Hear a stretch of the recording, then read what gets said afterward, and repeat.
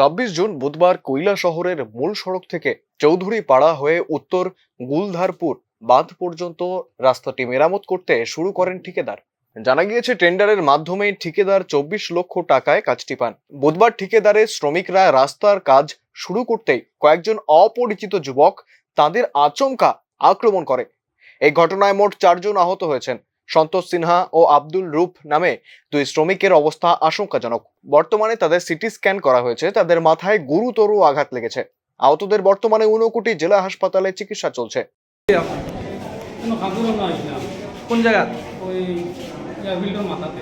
হ্যাঁ, এখানে আমার পরে আমি লেবার লই আইছিলাম। এই খামর লাগছি লাগার পরে এদিক থেকে এরদাই গিয়া আমরা ওইরকম আইছি।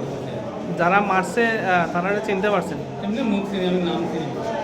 তারা কোনো অন্যরা চিনি, আরও আছে তো, আরও ইঞ্জুরি হয়েছে যারা, এরা চিনি। এখানে লোকেল যারা ইঞ্জুরি হয়েছে এরা চিনি। আপনারা কয়জন আসলেন? আমরা 8 জন আছি।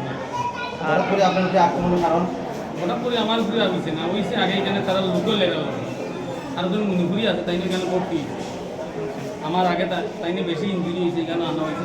আপনারা কয়জন আহত? আমরা আহত বলতে এখন আমি আপাতত আহত, আরও 2 জন আছে, এরা বাড়ি খাইছে পিটি তুলিতে, এরা আনে।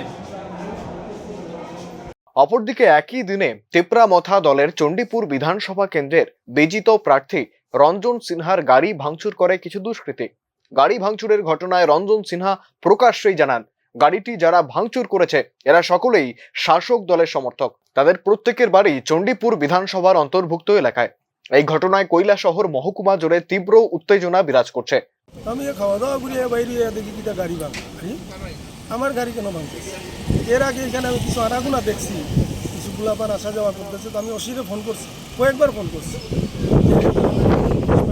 কোনো একটা ঘটতে পারে।